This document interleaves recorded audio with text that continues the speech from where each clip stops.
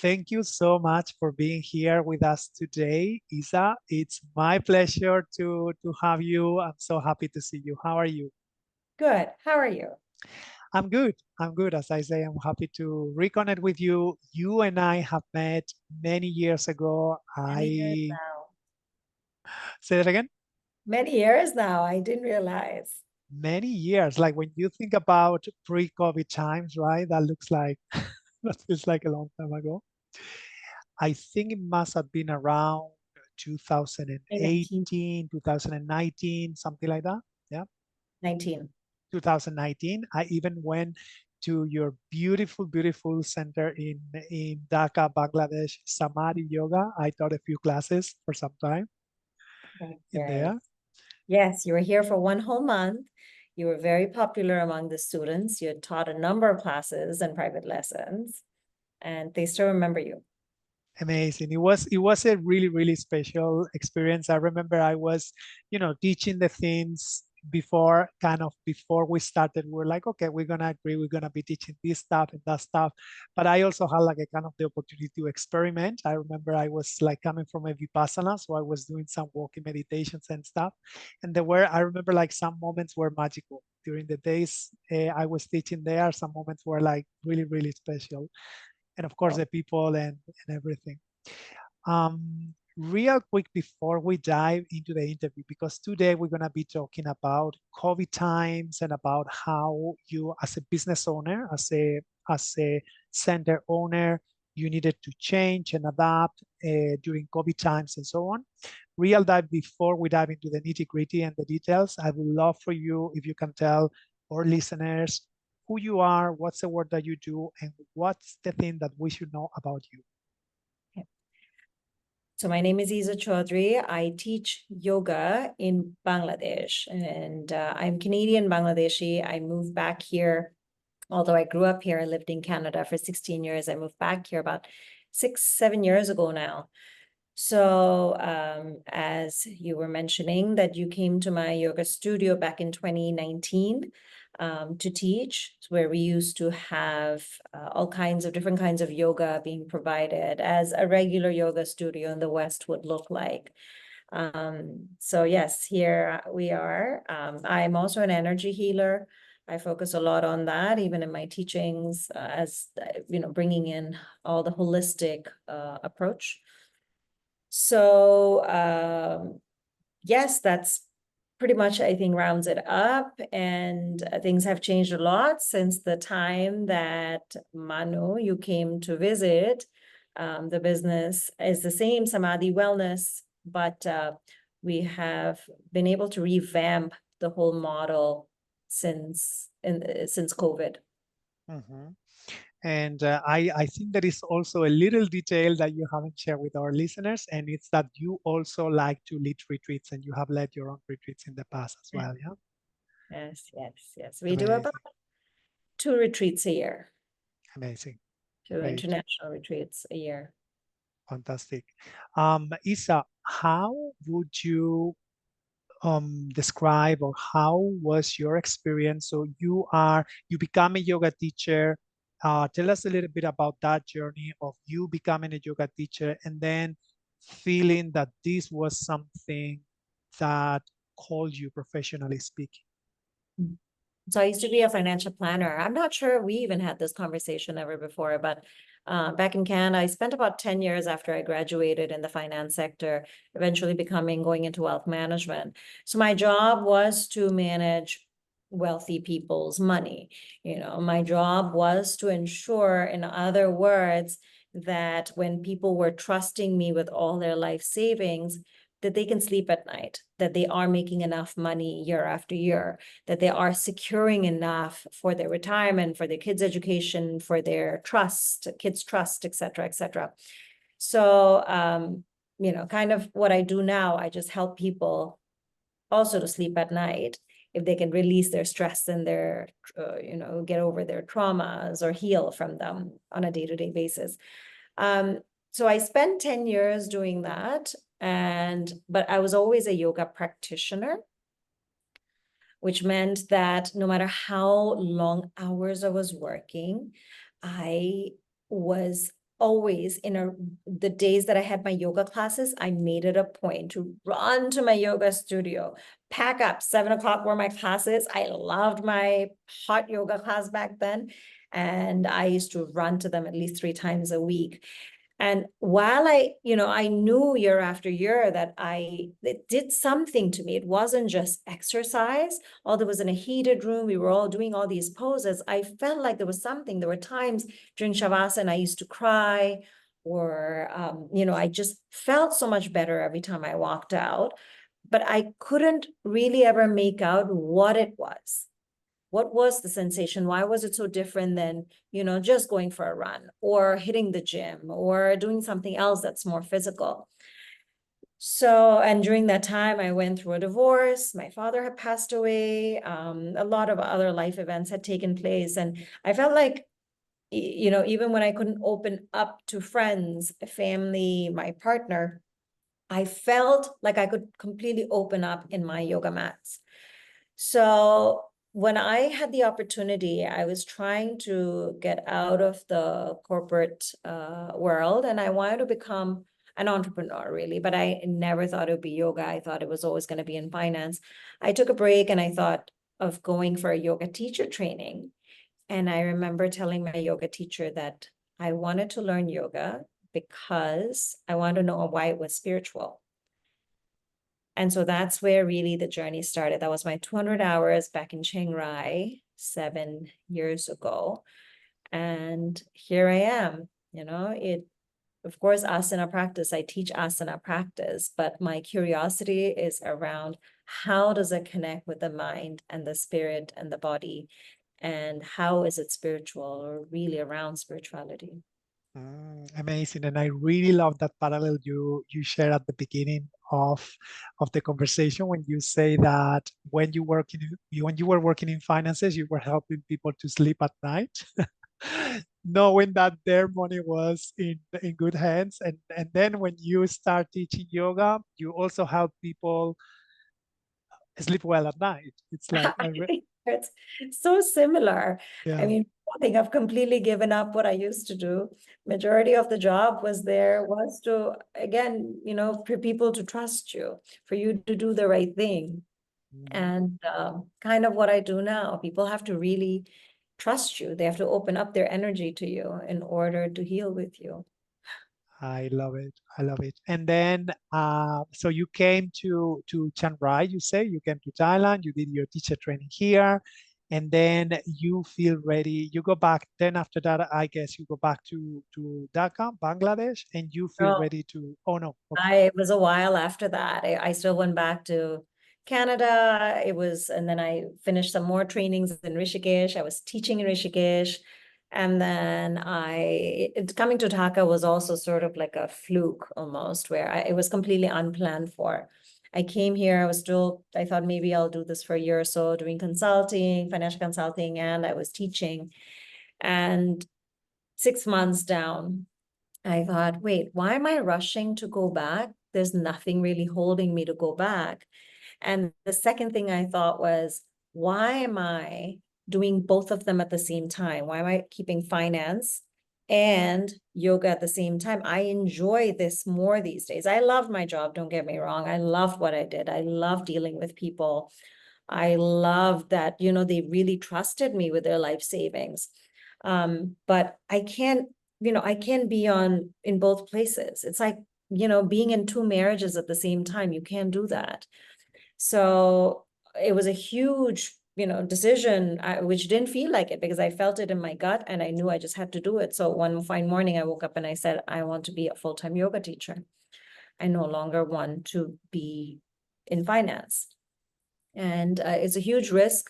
Obviously, when you look at income, security, there was a guarantee of income there. Obviously, more money at that time. There was a lot of risk, but in order to really jump in, I feel like this helped to become a full-time yoga teacher, and eventually, knock on wood, things started to look well. Okay, well, yeah, it's almost like you you need to have that dedication and that commitment and say, I'm gonna do this, even though I know what I'm leaving behind right now looks better financially speaking, and I know this road is going to be risky, but I cannot keep both of them, so I just going to choose one of them, which is becoming a business owner as a yoga teacher. And there we go. And then does this take us to when you open your yoga studio, Samadi, in Dhaka? Yeah, a few months down the road, I found another company that wanted to open up a yoga studio. So I partnered up with them back when you came. It was in partnership with a gym. So I the gym was remember. downstairs, and I used to rent out a floor from them. And we used to do profit sharing. So which worked out for me. It was a small investment for me to make over there. And then, having the backup of already having the organization, the coordination of the staff and the payments, etc. So I had to give them an X amount of the income that we were making in order to take all these services, showers, lockers, etc., etc. So I started off over there, and the idea was, when we first opened Samadi, it was yoga for all. Mm. Yoga for all. We wanted yoga studio. You have to understand, it's not, although yoga comes from South Asia, it's not a culture here. Yoga is a way of life. It's not asana practice. Yoga is just, it's instilled in our day-to-day lives. So having a yoga studio per se wasn't a culture in India for the longest time. I think you'll only find them in big cities these days, the more Western style yoga studios. And we didn't have any yoga studios in Dhaka either. We had some people that taught yoga in their homes. So when we opened, the idea was yoga for all. So we wanted to have yoga for elderly, children. We wanted to have power yoga, vinyasa yoga, kundalini yoga, chair yoga, to make it accessible for everybody. Because you know how often people will say, oh, I'm not flexible enough to do yoga. Well, we got chair yoga. You can do some movements. We'd have pranayam classes. We would have meditation classes. So yeah, that's how it began. You offer a full menu. We have for everyone, like, whatever your problem is, we're going to be sure that we have the right teacher for you that can help you. And yeah, and I remember those the classes that you have were very varied, and that's a good thing, because not everyone is going to be able to come to that class at that time of the day. So I think it's a smart thing when you And have a you did the studio. same too. When you came, you kind of jumped on that motto as well, that Mhm. you were catering to the students according to what they needed. You had a beginner class, but then when you found people that were a little bit more advanced, you had started teaching another class where there was a group that was more intermediate. And then you also had private lessons. So you're sort of adapting to that Mhm. style as well, which I really appreciate. Exactly. We even had that evening. We did like a kind of the little meditation workshop where we ended up doing the walking meditation for those who were a little bit more interested as well in those meditative aspects of yoga, and take the yoga also beyond the mat. Okay, so we are right now, this is when I was there, 2019, and then we have 2020, and of course we have all of the restrictions with COVID. How was that process for Samadi? How was that process for you? What are the things that were positive after that change? What are the things that somehow got lost in the process, or were not so good? So, like we just mentioned, yoga, we had Samadhi yoga back then. It was called Samadhi yoga, and it was all just yoga classes throughout the day. Now it's no longer Samadhi yoga, it's Samadhi wellness, and it is a holistic wellness center. And it's a virtual platform. So it's a holistic virtual platform. And that started during COVID. So what happened was, during COVID, we couldn't find that we couldn't obviously keep the classes open. So what I had done was, I was, obviously we were all home, we were all stuck at home. And because I feel like as yogis, we have the we have the tools to be okay in a place, in a state like that. I think I would think most people that have a good spiritual practice, or even if they've not been practicing, they have the tools. If they really did drop down and connect, they could have the tool to be okay in that silence that we were in. Everything was shut down. No, in the beginning, there were no shops, maybe just online, just deliveries. No one was leaving the house, social distancing. We weren't, we were always in the house. So I felt like I had just come out of Vipassana in Thailand, and I'd come back to Dhaka. And I feel like I was in a good place. However, students were contacting. I mean, we had internet, so they were constantly contacting, saying how they were feeling depressed. They were, not doing well. They were anxious. What is going to happen to their business? What will happen to their children, et cetera, et cetera. So I just wanted to help them. Okay. I thought, you know what? You have to share what you have, right? You know what I mean? There's no fun in me just eating by myself if I'm having a meal. But if I have you over, there's just this extra joy when I get to share a meal with you. If I'm just cooking for myself, great. I don't even sit at the table. But Manu, if you come to my house, I probably light the candle, bring some flowers, put it out on nice dishes. So I always believe in sharing. So I felt bad and I thought, wait, I'm feeling great, but my students, people in the community are not feeling great. So what I first initially did was what I did was I went on Instagram Live and I said, I'm just going to teach free classes. I didn't know what I was doing. I just said, you know what, guys, here I am. Just follow me. I can't see any of you, but I trust you're going to do great. So I just started teaching free classes. And in those free classes, people started loving them and they just kept coming back for more and more. And the viewings just went up and up and up. So finally, I decided after doing that for a couple of weeks, I think the first whole month I did that. And then eventually we started to figure out how Zoom works. Zoom was brand new for us. So we started talking to people on Zoom. All these different apps were coming out. We were trying Skype and we were trying this and that. We tried so many things. Finally, we came to to Zoom. And then I started teaching online classes. So when I started teaching online classes, I thought, you know what? Why don't I have other teachers teach online? So I I partnered up with teachers in India. I partnered up with another teacher in Bangkok, and we started hosting their classes on our platform. Eventually, what happened is we had classes throughout the day, at least like 3-4 times a day, where we're offering different kinds of classes. So somewhat what we were doing when the studio was open, except it was a virtual platform. So we had an 8 o'clock class vinyasa, we had a 10 o'clock class for say Kundalini. I was teaching at 6:30. I was teaching a power vinyasa class, etc. Now that started to do quite well because people were getting these experts of teachers, these teachers with so much of expertise and knowledge from around the world that they would not have even gotten if they had come to the studio. And they were getting to know some teacher in India, and, they would be mentioning even now, when you hear, a lot of students, they'll ask me about Amit, who's this teacher in India, how is he doing? Or they go to India and they see him, they do classes with him there. It's because we started building that community.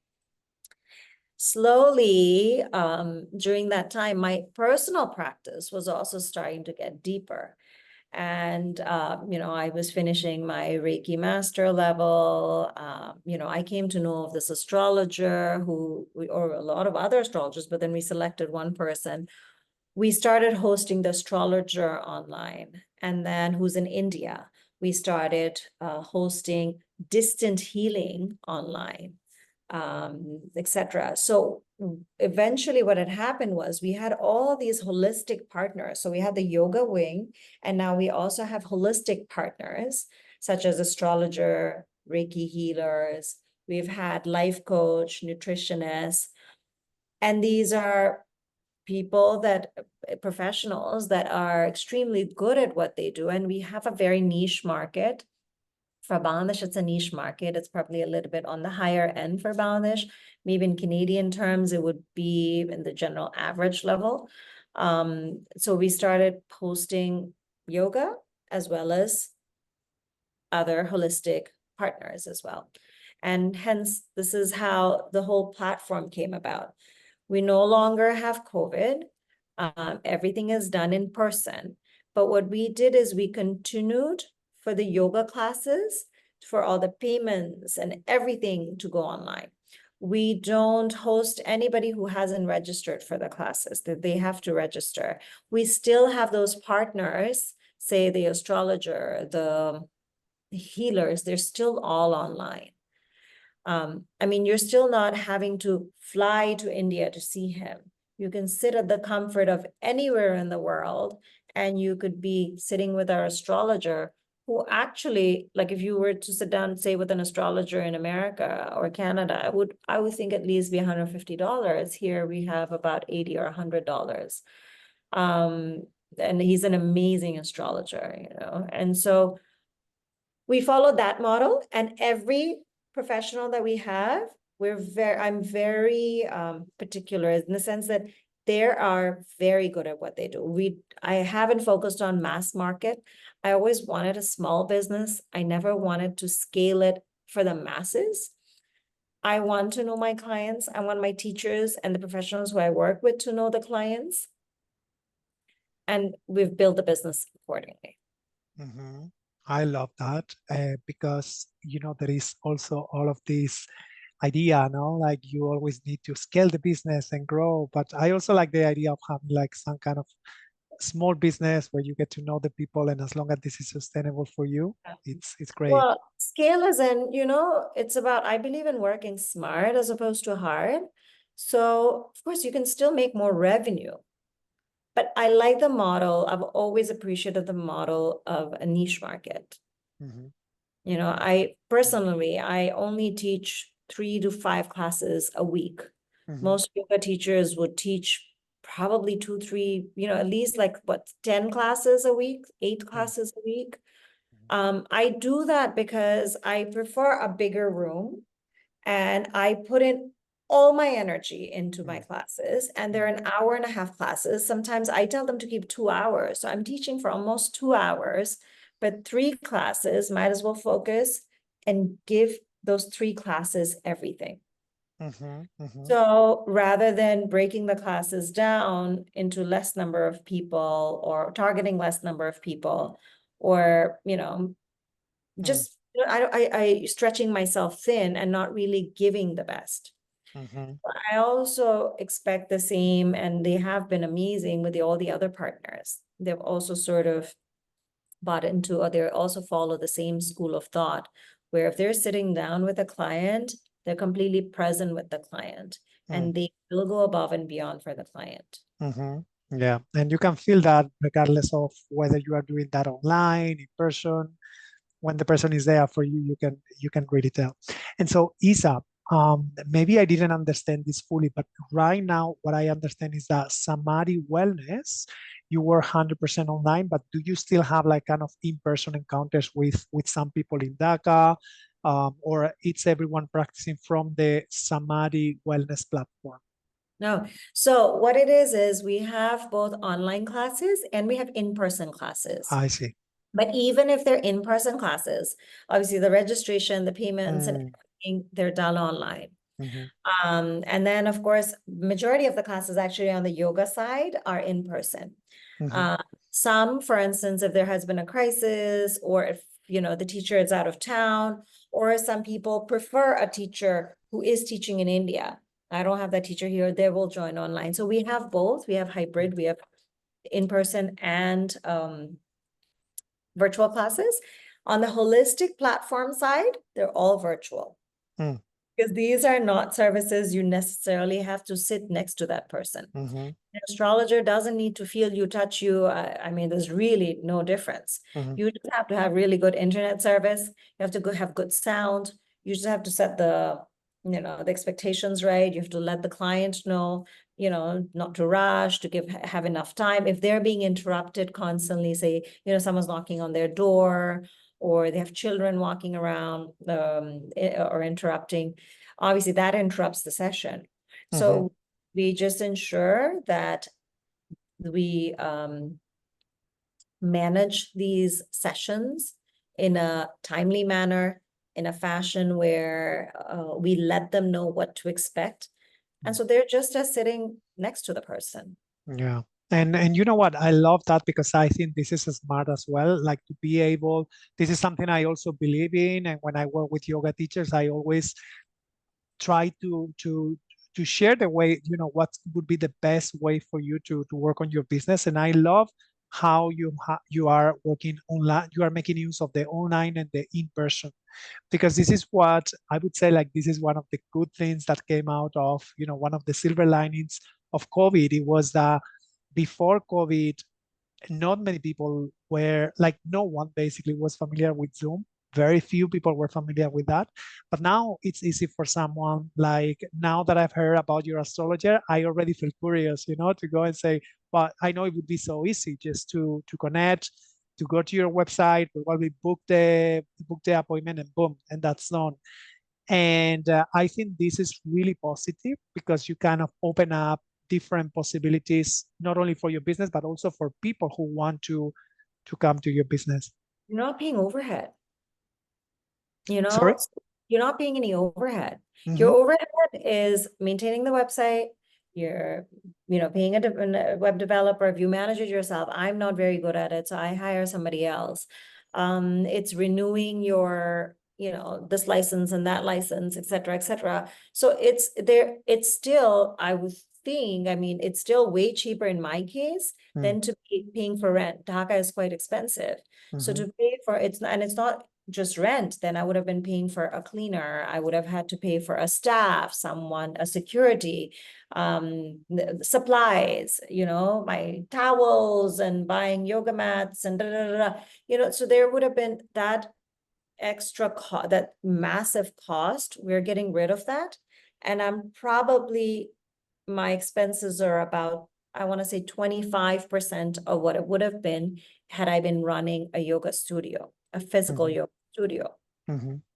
I did go back to be thinking, I just assumed that once COVID was over, we're going to go back to a brick and mortar. That was just an assumption. I didn't actually plan for this to really happen. So like I said, I initially started by just wanting to help students, wanting to help people. I started teaching free online, free live, and then I went into online teaching. And then I said, okay, I don't want to be the one teaching. I want them to take advantage of other teachers. So then we got other teachers. And then eventually I said, wait, they need to take advantage of this, professional and that professional. So we put it all together. And I just always assumed that once it's over, we're just going to go back. So I went back, but I just could never find the right kind of a place. I was looking for a creative place. As you might remember that Dhaka is a very overly developed city. There's just buildings everywhere. So what was accessible for me, or what was available, were mostly all flats or apartments. I couldn't find a house. I couldn't find a little garden, etc. Those were very expensive. So I kept getting bogged down. So I signed up for one, I had signed the lease, and then it kind of fell through. I'd done some renovations. So I was a little heartbroken from that. And I thought, wait, maybe this is the universe telling me that it's not meant for that. I'm meant to just keep focusing on the virtual platform. 3 years ago, two and a half years ago. So in 2.5 years, I've been very happy. And you also have to understand, we also have like a very free spirit. Most yoga teachers, we have a very free spirit, kind of a spirit. So in this way, I get to also go away. I get to take off. I don't have to pay rent or so, where I could be teaching elsewhere. I can still sometimes manage my classes in Dhaka virtually. So you have all this flexibility. So in some ways, it's sort of taken like a startup business model. I mean, I'm not a tech person, so I don't like using those terms, but because when, it starts getting too deep into those conversations. But I've been very appreciative of the fact that I'm able to have all this flexibility with the teaching, with the costs, with having access to all the professionals that I work with. Mhm. I love that. I love that, and I think it's a great business model, as you say, for freedom. It's like it allows you to, to be anywhere in the world while managing your studio and stuff. Is there anything that you would miss from the pre-COVID time? Something that you are like, oh, I really, really love. I could go back to this, or this is something that I really miss from COVID times. Is there anything? At one point, I used to miss, for the longest time, I did somewhat miss teaching in person. But now that we are back to teaching in person, I mean, I think the only thing I would miss is that space where you can only teach yoga. Mhm. So what happens is I have a beautiful space where I teach at a local, like a country club here. But what happens is that space also is available for parties and Mhm. meeting, Mhm. etc. We have a beautiful garden and all of that I wanted. So I think it's always nice. For instance, I have a puja room or I have a meditation room Mhm. in my house where all we do is, there's no drinking there, there's no eating there, there's none of Mhm. that there. So it starts to create that aura over there. And that's what I had at Samadhi before. So I think that is probably the only thing that I somewhat miss. Mhm. But what happens is every time I go in to teach, I go earlier. I go at least half an hour, 45 minutes early, and I cleanse the place. So I cleanse, I do my meditation there, I set the room up. So it starts to create that energy. And, as time goes by, when you're teaching there so often, it changes. Now, for other teachers, it may be different. You may be in a city where you can teach at other yoga studios or places where they're just doing other forms of healing, say, whether it's Reiki, Ayurveda, or whatever it may be, that it's still around and a space where a lot of healing, energy healing is taking place. Mhm. In my Mhm. case, like I said, that room is also used for other purposes, but you make you tweak them around. Mhm. I love that. I love that. And yes, I totally understand with you how if you do have the privilege to use that space just for the yoga, then you do have your little altars, you put your incense, and then it's a different energy when you come to somewhere and there has been a party before. But I think it's a great thing, like cleansing the space. I think those things make the thing in a way, and eventually the energy shifts and change. Isa, one advice, and this is going to be my last question for today before you tell us a little bit more about where people can find you. But if there are some of the listeners, let's say that they have in mind to start their own yoga business, and this could range from opening their own virtual studio to opening their own retreat business or whatever that is. What is one advice you would give to your younger self? Let's say you go back and you can speak to Isa of when you were in Canada, when we were like kind of planning also maybe to start your own business with yoga. What would be the number one advice you would give to yourself? Keep teaching. Keep teaching. Teach, teach, teach, teach, teach. Hmm. Keep Hmm. teaching. I used to grab my neighbors and whoever I found who would give me the time of the day. Excuse me. I mean, I was in no way a seasoned teacher. My cues were not seasoned. You had to do a lot of cheat sheets for not just the model of the class, but the sequence of the class, but it was also about the cues. I remember writing cues down, so, but it only happened with practice, practice, practice, practice, practice, that you become more seasoned. I mean, you cannot be seasoned unless you're teaching. And second, it would be that do not just stay with asanas. If you're only going to teach asana, then there will be no difference between you and a gym instructor. Hmm. No, I'm not in any way trying to disobey or bring down an instructor, but we have to understand that we're teaching yoga, which means we have to bring not just their body, because once they're shown up to your class, they're already here physically for you, but their mind could be somewhere else. But we also really have to go into their soul. So in order for us to understand the fact that I have to connect with this person's soul as well, we have to constantly advance ourselves. You have to constantly train yourself, and not just train. My own practice is what's most important. And my teacher did, my very first teacher who I trained with for the 200 hours, he had always said that, never practice in class.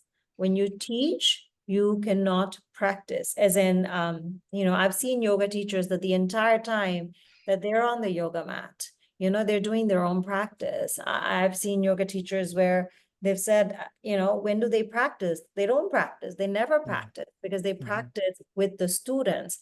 But you have to understand, this is you teaching.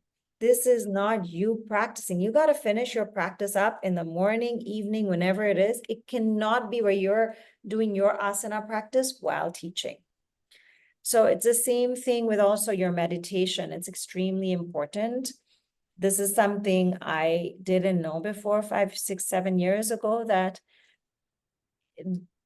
whether it's a new, podcast that you're launching, or you have a session, or I'm going for something important, what's important is, even more than the work before it starts, is that I have gotten my meditation first done.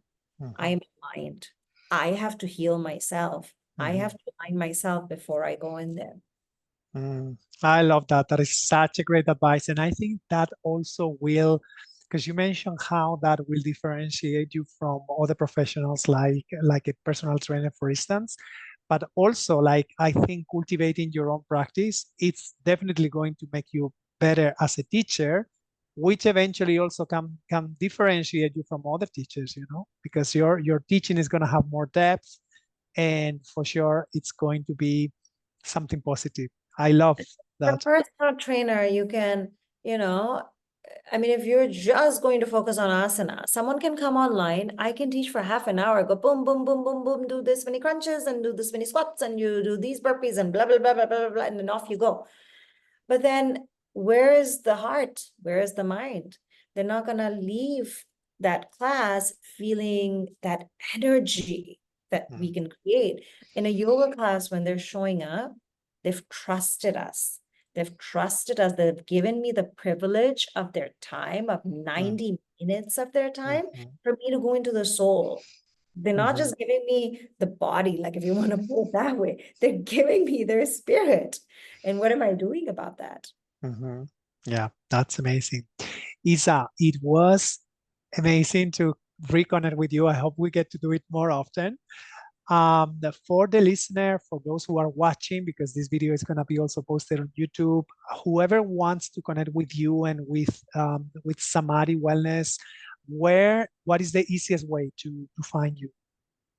You can email me, Eza, E-Z-A, at samadiwellness.com, S-A-M-A-D-I, wellness.com. I am also available on Instagram, and it's Flow with Eza with 1 W, or Eza Chowdhury, my name. Flow with Eza would be FLOWITHEZA. Email is great too. We have our website, which is samadiwellness.com. You can send us a note over there. I would love to be in touch with anybody that requires any kind of advice or wants to help out, or if I can in any way help out, that'd be wonderful. Amazing. I will include the links in the show notes. So for anyone who is listening, they can go there and just find out about you and about Samadi Wellness. Well, thank you so much, Isa. It's been a pleasure. Thank you so much for having me. It is an absolute pleasure always talking to you. Yes, likewise. All right, take care. Hello, my friend. Sawadee Krap from the Land of Smiles. This is one of my favorite countries in the world. It's like my second home. This is Thailand. And I would like to take this opportunity to invite you to spend some time together with me in my upcoming business bootcamp in Koh Samui, in an island, beautiful tropical island in the south of Thailand, in a wonderful place which is my spiritual cove called Samadi Retreat. This business bootcamp will happen in April 2025. So if you are watching this video before 2025, you're still in time to sign up. We're gonna be talking about how to build and how to grow a heart-centered business. And we're gonna do this together with a community of heart-centered entrepreneurs in a wonderful place. Honestly, Samadi Koh Samui, it's a place close to my heart, and I can tell you it's one of the most transformative and beautiful places in the world. So if you have been gaining some value from my content and you would like to have an in-person, unforgettable experience with me and a group of like-minded people, check out the links in the description of this video. Check out for Zenpreneur Biz Bootcamp, or just DM me in some of my social media and I will connect with you and give you the link for signing up. This is going to be epic. You don't want to miss it. And I really, really hope to see you there. Okay, my friend, that's all for today. Khop kun krap.